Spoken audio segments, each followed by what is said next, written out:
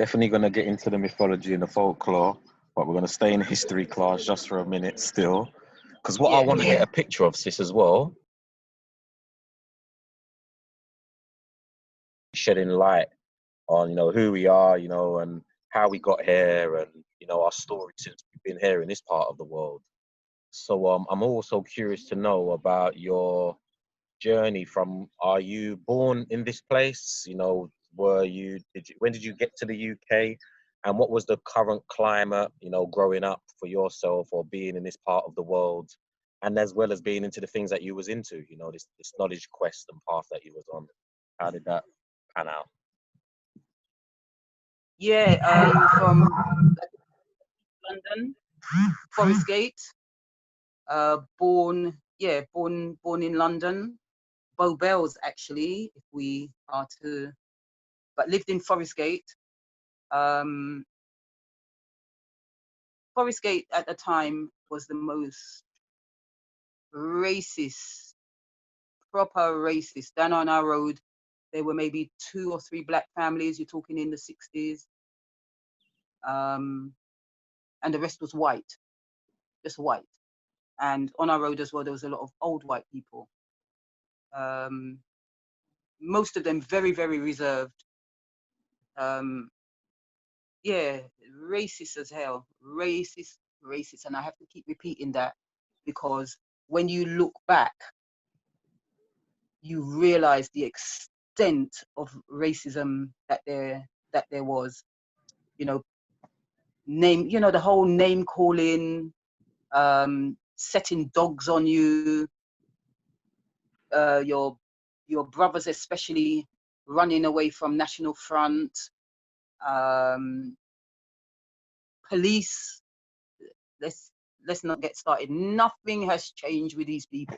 Nothing has changed with these people. Yeah, that was Forest Gate. The whole Newham, East Ham, Stratford, just racist shits really. A lot of them, a lot of bad behaviour, a lot of fear in the black community, because there were certain places you wouldn't even go to because of that, because of those bad behaviours. Even in the church, my parents went to Catholic church, and even in the church, the racism was in your face, absolutely in your face. I used to love the church without knowing why I liked the church, but it all makes sense now with everything, with our African story in the church. But even the church was racist. So every institution, and don't get me started about education, just don't get me started about education in school with the teachers. They were a load of, hopefully, karma, and their lessons that they learn in whatever lifetime they're at will get them. Not nice at all. Primary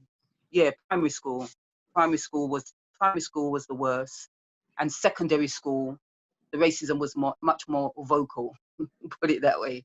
But by then we had quite a lot of black children that were together, in the school, and we did a lot of resistance. But yeah, that was that part. So, because I'm often asked, at times things like, why was there or why is there a need for, black organization or black, groups, now, so to speak, what's the need?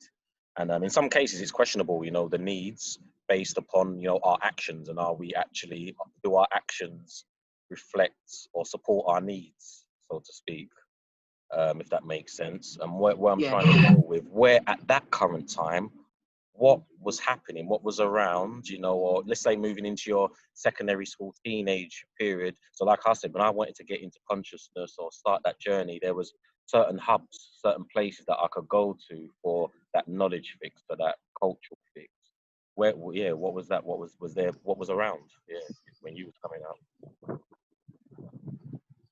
What was around at the time was you had a lot of in-house, say like Caribbean, not gatherings, yeah, say like Caribbean gatherings.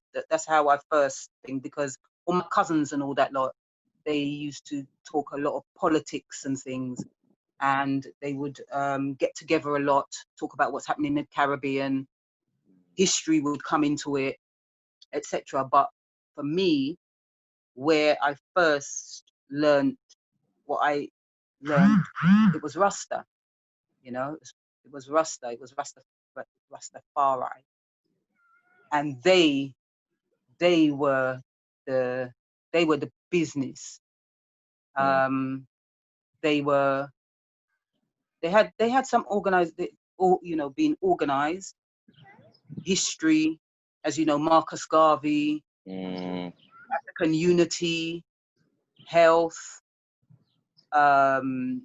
even like the sciences, because they would be talking about like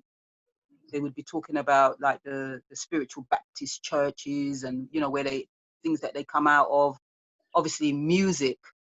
The music actually was one of the main things that taught me African history quicker than the books. One, because like we said, you couldn't afford the books.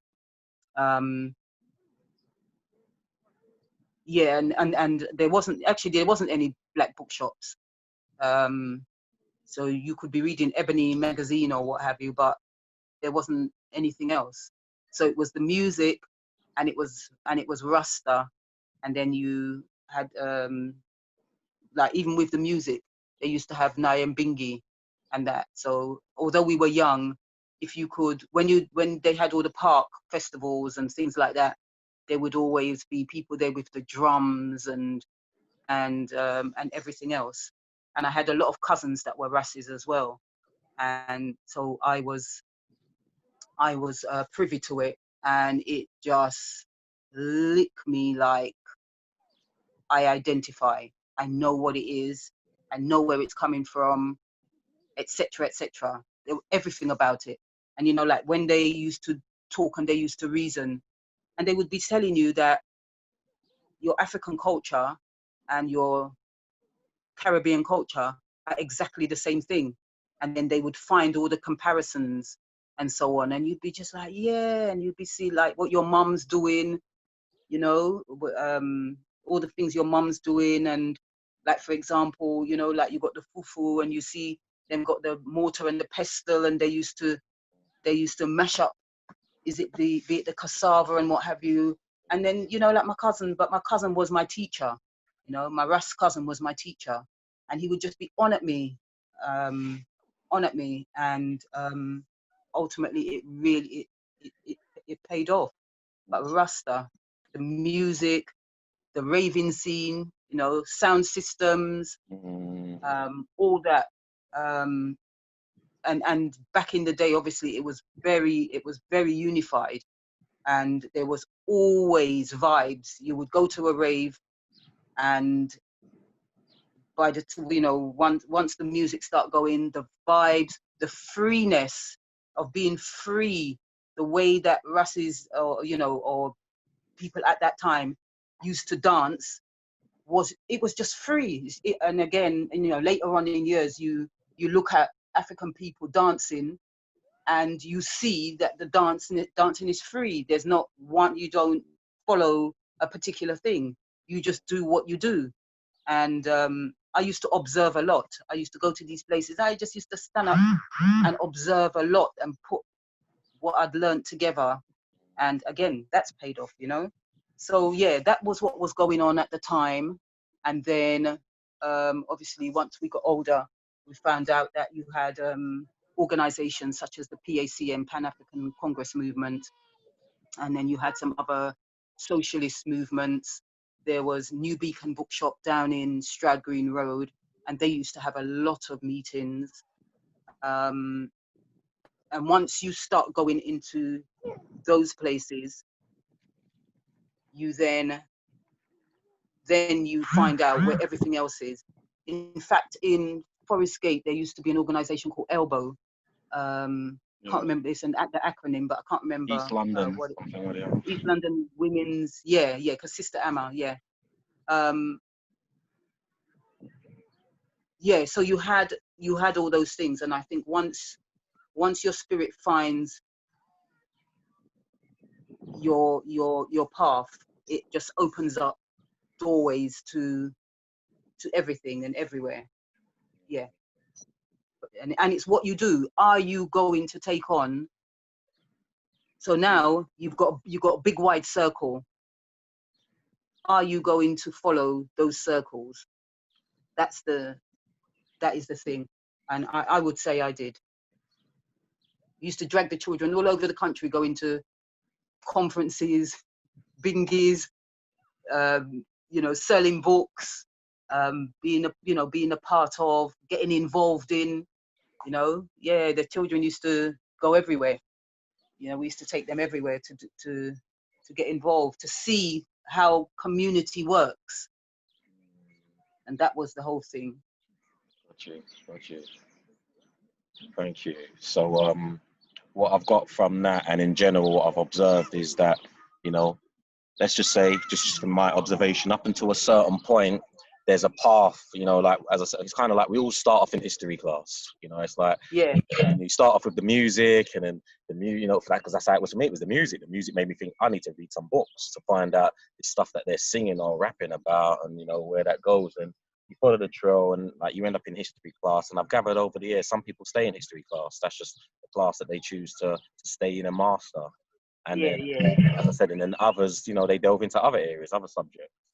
And as I said, because of that stage that I was at in my life, in wanting just to get more applicable information, I didn't just want to be the bookworm or the book nerd with all this knowledge and information. It's like, how do you apply it? How do you, talking about all this melanin stuff, how do you activate melanin? How do you utilize it? You're telling me about chakras and chi energy and this and that. It's like, it's great that we're reading it, but how do you activate it? How do you utilize it? And as I said, going to those hubs that I was going to at that particular time, there weren't many people that were representing that. That wasn't their school of thought. That wasn't the approach. But what I did gather, as I said, into your shop, was that there was a wealth of that esoteric, occult, mythology, all the taboo, sex, drugs, rock and roll. Like, you could find it, you could find it in the shop. You could find it in the shop there. So I'm curious to know as well, just what was the first, real, experience, not necessarily experience, but, encounter that you had with somebody or something that made that esoteric occult, because that's what I saw that shop as, Muatta Books. Although it had all the other stuff, for me that was like a cloak, a cover. Yeah. In there, there's cooking book, recipe books and stuff like that, how to make a cake. But really, if you go behind those books and you're gonna find these old Necronomicon books, or you're gonna find these, ancient texts that have been, banned and removed from social circles, but it was in Muatta Books. So why? Yeah, what was that about, man? Why did you not choose to stay? I know you kind of covered it, with African history, but what was it? What was it that, who was it? What was it? Who was it? It was meeting just everyday people, brothers and sisters, and other people as well. It was meeting those people who knew stuff, who had information, who had tidbits and everything. So, for example, Galactic Clyde, for example, we used to talk. We found out that we knew the same people from America, in that circle, and Clyde used to talk a lot about Caribbean spirituality and esoteric information. And people would come into the shop and we'd start reasoning, and people would know things.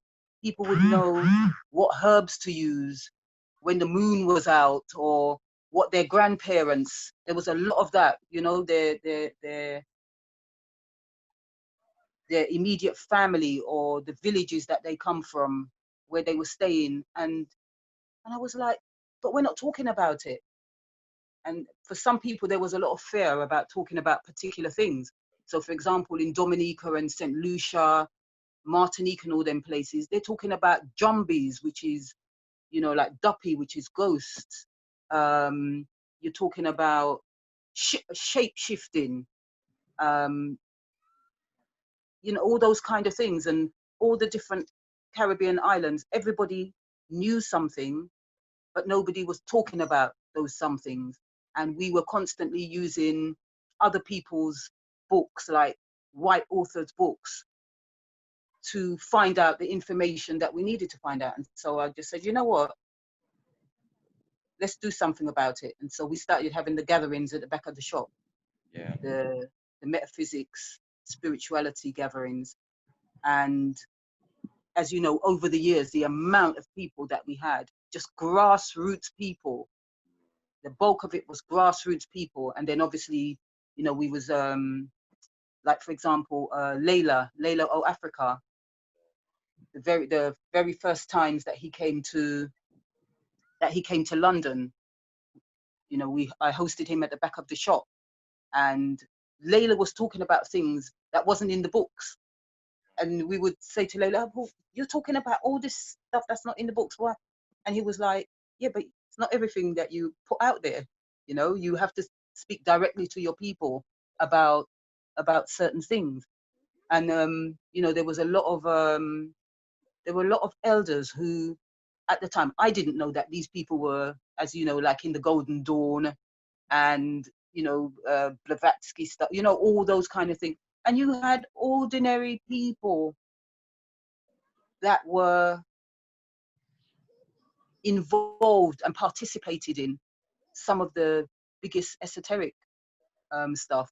But as well, there was the elders that when they were back home as well, some of them were Masons, and they were, you know, into Freemasonry.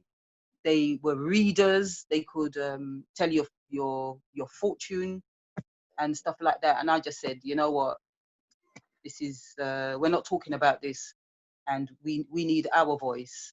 And so yeah, we started. I think it was every week actually. We started doing gatherings, and 99% of it was esoteric gatherings. And yeah, it just took off from there. Yeah, we had a lot of opposition to it as well, actually. But then I was like, well, it's not your business what we do in it. This is my shop, and do what I like. You know, don't you think you're dabbling in things, and you know, all the, anyway, that's something else. But that's how it started, just speaking to grassroots people who had a lot of knowledge. And we decided that we need to tell our own story from our mouth and put it out there. And we did. And yeah, you did. You definitely did, man, because it reached and it got through to me and others I definitely know, as well as you know, I heard the word on the street, man. So I know the history class students and what they preferred. And when you opened up the other class subject matters like the esoteric arts, voodoo, and you know, it was, you know, there was like a, you know, a kind of like an internal shutdown, and then people would want, like, why are we discussing that? You know, we need to be here, we need to fight, you know, it's political, you know, and they were kind of redirection to that space. And you know, I was always of the mindset of like getting where you fit in. You know, there's some people whose job is to do the political thing. There's some people out there to do this. Some people are out there to do that. They're not all meant to be singing off the same hymn sheet, doing exactly the same thing, yeah, different results. And we haven't got the results that some of the classes have been suggested we should achieve by yeah. that, in my humble opinion. So with that said, it was I like, always used to say, but why can't we have all of it? yeah, If you yeah. want to history, sciences, esoteric, whatever you want to, your interest is and all that, why can't we have all of it? Why do you have to choose? Yeah. Why do you have to choose one of them? And I And think that stands the testimony of the fact that you had, if not the longest long-lasting bookshop, you know, because we know of gentrification, all the things that have happened in our community, the bookshops were relocated, moved away, and you know, we had Centre Prize, you know, there was a lot going on. And we were talking about this the other day, like, where are they? They're not, you know, they're not around in the capacity they were now. And you know, but you were, and you were still pushing out the same information that I know a lot of people at that time, as I said, still was considered taboo, and why was, you know, we invested our time and energy into that, like the likes of, I know you brought, oh, you know, Dr. Layla, I remember, you know, Conscious Rust. I remember being in that era, and it was like moving out of history class, you know, the culture, then it was like conspiracy theory, you know, that realm. And for me at that time, I mentioned it the other day, you know, it was like Yeah. history class, but you had like Malachi York, he was delving into that stuff there. You had David Icke, you know, it was more well-rounded for me. And I remember just thinking, or being told, you know, at that time, like all of the books that I should have been reading should have been by Black authors and stuff like that. And it was kind of just stepping out of that space and reading the David Ickes and, you know, the other, you know, the other conspiracy theorists that were out It's there. breaking up. It's breaking up a bit. What am I saying? I'm saying all of that to just say, she was courageous in just keep on pushing it out there, and like regardless of what, I know that all the organizations that were out there and what their movement and what their agenda was and may have been wasn't necessarily complementary to the books that I saw on your shelves. That if it wasn't for them being on your shelves, we wouldn't have got access to it, because everybody, all the others were singing to the same hymn sheet. So that's why I was asking you just about what inspired you, what, you know, why did you keep that up? Because I'm sure, like you said, you faced people that felt that wasn't, you know, the direction that was, you know, to this day I still hear it, you know, why are you talking about that stuff? Why are you dealing? We still need black schools, black banks, and we need to be talking about economics, you know, and it might be, you know, so it's all that type of stuff. And like you continuously just push that out there. And I knew that from going to the bookstore, checking out the books and the tapes that you had, then as well as the guests that you were inviting over from the States, you know, the people that you would have speaking. And then when you made it grassroots, it was that same stuff. It was that same funk, you know. So it's funny because I was reasoning with Israel, who I had on the other day, and I was asking him about, you know, the first time, you know, just the movement, and the first time that he met Clyde, and we were just going into that history, and he was like, oh, the first time he met him was at the bookshop. And he goes, in fact, it was the day that they done the 777 tour. That was the first day that he actually met for the first time. And I think it was the first day that I met Clyde. And, you know, it was a phenomenon. That was what was that? Well, it wasn't on that date, but it was getting around the 5th of, no, what was it? The 7th of July, 2005, when London got the bombs. Yeah, we got bombed, didn't we? And not like not as dramatic or as intense as 9/11, but there was loads of synchronistic downloads that brothers and sisters had picked up in the UK for our, you know, in our climate. And Israel and Clyde just went in and, you know, broke it down. Started to break it down from an astrological, from a tarot perspective. And I remember at that time having loads of, you know, there's loads of readers around. There was people were just like stepping out. And again, I just think that I say that to say that I've met with people in Birmingham, people in Manchester, and then they talk about certain videos and DVDs that were recorded in the back of the shop, you know, and, you know, or just the impact that those small gatherings, you know, just had around the world. I've then gone to New York and seen people with those same DVDs of, you know, the Elder Joe when he was talking about the Golden Dawn stuff. That was the first time in my life that I'd heard or witnessed a person of color talking about it, and they weren't talking against it. You know, a lot of times when I heard that, that was like, that's that Freemasonry, that's all the kind of secret society, fraternity. And he was like, no, this is what it is. And, you know, it was just real powerful stuff, So I'm just saying big up again for, you know, just keeping that going, man, because it's very key and essential.